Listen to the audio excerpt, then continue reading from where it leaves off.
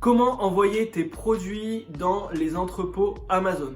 Dans cette vidéo, j'ai voulu te montrer toutes les étapes pour que tu puisses envoyer tes premiers produits dans les entrepôts. Tu le verras, on va aller sur mon ordinateur et je vais te montrer directement sur le seller central comment faire cela. J'espère que tu es prêt. Allez, c'est parti!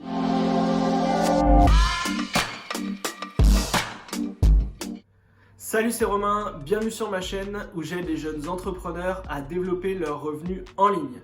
Si tu ne me connais pas, je m'appelle Romain, je suis entrepreneur et je suis le créateur du site jecréemonebusiness.fr et j'aide les personnes à trouver des idées de business à mettre en place directement sur internet pour pouvoir développer des revenus supplémentaires. Si ce genre de contenu t'intéresse, je te laisse t'abonner à la chaîne. Donc on va voir dans cette vidéo comment envoyer tes produits chez Amazon pour que tu puisses les vendre directement sur la marketplace. Juste avant, si tu ne sais pas trop ce que c'est qu'Amazon FBA, je voulais te faire un petit rappel très rapidement. Amazon FBA, c'est un business qui te permet de vendre tes propres produits sous ta propre marque directement sur la marketplace Amazon. Pour cela, il te suffit simplement de créer des produits, de trouver des produits à vendre sur la marketplace. Et une fois que tu les auras personnalisés, tu vas pouvoir les envoyer directement à Amazon. Amazon va les rentrer en stock et va les mettre disponibles sur la marketplace. Et toi, après, tu n'as absolument plus rien à faire. Il te suffit simplement de regarder les ventes et de faire du réassort quand ton produit arrive en rupture de stock. Donc c'est vraiment pour moi l'un des business les plus simples à mettre en place, contrairement aux autres business qui existent sur Internet. Et ça va te permettre de créer un véritable actif que tu pourras éventuellement revendre dans plusieurs années. Pourquoi créer un business Amazon FBA? Tout simplement parce que ça va te faire gagner un temps de dingue. En effet, toute la logistique est prise en charge par Amazon. C'est-à-dire que toi, tu n'as rien à faire. Si tu fais ce business par toi-même en FBM, il faudra que tu envoies toi-même tes produits aux clients. Donc, quand tu as 1 ou 2 ventes par jour, encore ça peut aller, mais quand tu commences à avoir 20, 30, 40 ventes par jour, je peux t'assurer que tu seras très content de laisser toute cette partie à Amazon. Et la seconde option, pourquoi on utilise en général Amazon FBA, c'est que tu vas profiter de l'image de marque d'Amazon. En effet, si tu mets tes produits en FBA, donc Fulfillment by Amazon, tu vas également profiter de l'image de marque d'Amazon, puisque quand un client va acheter un produit, il va sûrement être livré sous 1 ou 2 jours, et donc les clients vont être extrêmement contents de recevoir leurs produits assez rapidement. Donc ça peut t'amener encore une fois des commentaires positifs sur ton listing, et ce qui te permettra de vendre de plus en plus. Et pour finir, la dernière raison pour laquelle le Amazon FBA est quand même beaucoup plus safe que le reste, tout simplement parce que justement, si tu as des problèmes de logistique, si tu commences en FBM à rater des envois de produits, si tu commences à mettre du temps à envoyer les produits, je peux t'assurer que les clients vont te mettre des mauvaises notes et Amazon peut suspendre ton compte. Donc, pour éviter cela, le mieux c'est d'utiliser le service FBA. Ceci étant dit, l'objectif maintenant est de te montrer comment envoyer des produits chez Amazon. Donc on va passer sur mon écran et je vais te montrer tout ça. Ok, donc on se retrouve sur mon ordinateur pour que je puisse te montrer concrètement comment faire sur le seller central pour envoyer des produits à Amazon. Alors pour cela, tu vas commencer par cliquer dans Stock et tu vas aller dans Gérer votre stock. Alors pour commencer, tu vas regarder si tu es bien en expédié par Amazon. Donc pour ça, tu cliques sur la petite flèche ici, sur ton produit et tu cliques bien sur modifier en expédié par Amazon. Donc tu vois, moi c'est déjà le cas puisque sinon ce serait écrit expédié par Amazon. Donc mon produit est bien en FBA, donc ça on est OK. Et ensuite tu vas pouvoir essayer de récupérer le FNSKU. Alors le FNSKU, c'est l'étiquette que tu vas devoir coller sur ton produit. Sur tous les produits, sur tous les packaging, il faut qu'il y ait ce FNSKU. C'est, on va dire, comme un code barre Amazon qui va te permettre d'être scanné directement par les équipes Amazon et ce qui permettra de décrémenter ton stock, etc., etc. Donc, pour obtenir ce FNSKU, tu as 2 solutions. La première, c'est quand tu crées ton produit, quand tu vas dans ici stock, ajouter un produit, tu vas pouvoir commencer à ajouter un produit et tu peux intégrer une photo.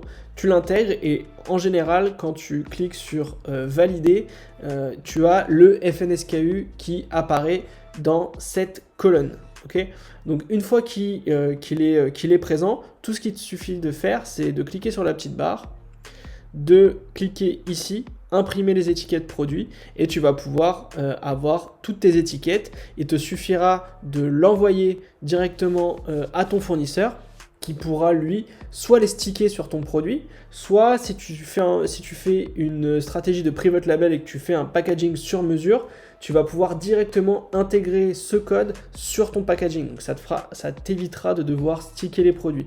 Ça, c'est vraiment une astuce que je te conseille parce que ça va te faire gagner un temps important.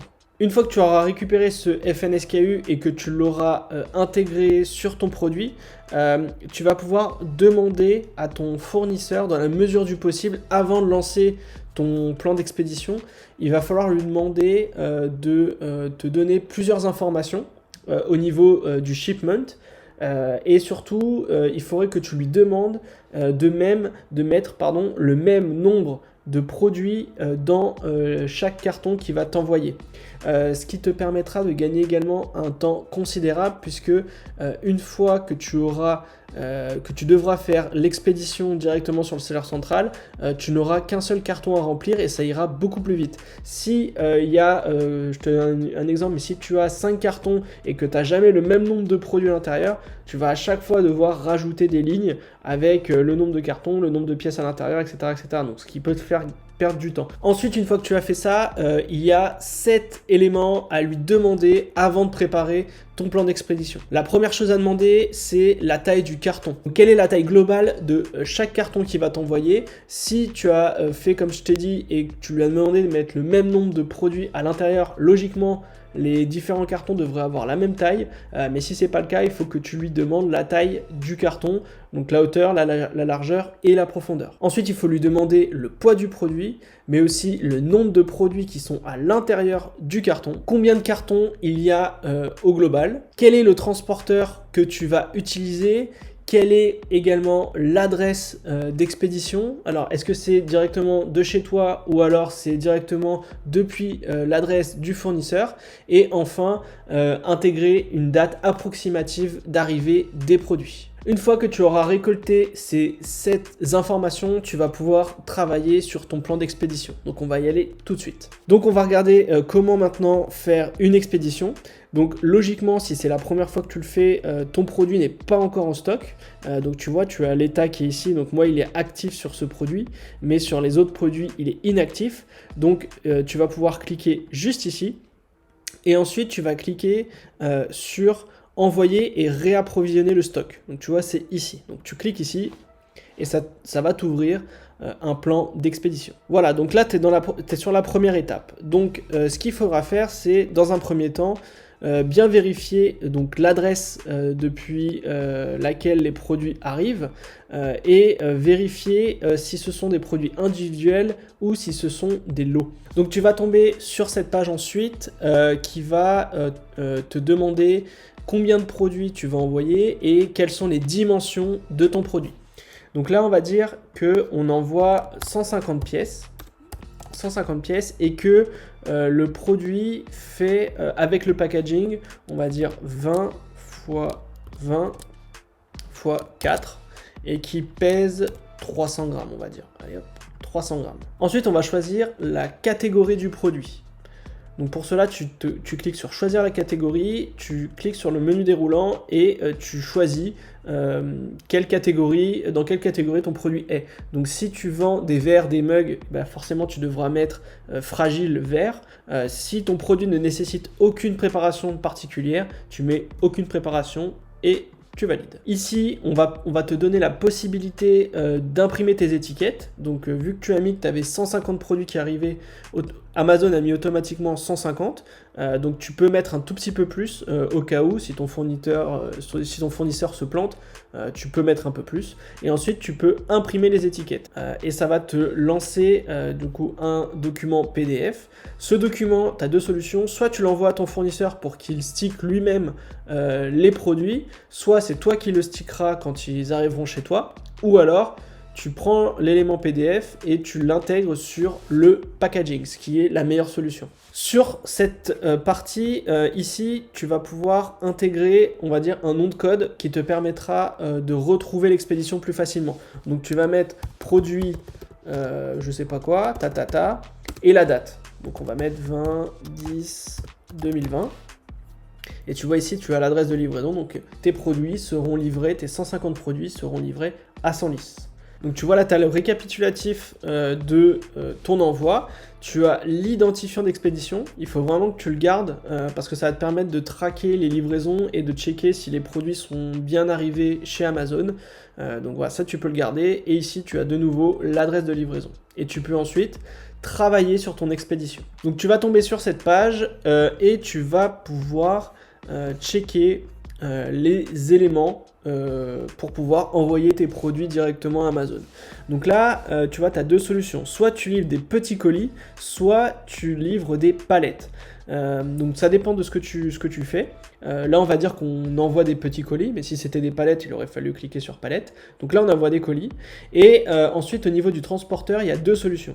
Soit les produits partent directement de chez ton fournisseur vers les entrepôts Amazon, ou auquel cas il faut cliquer ici.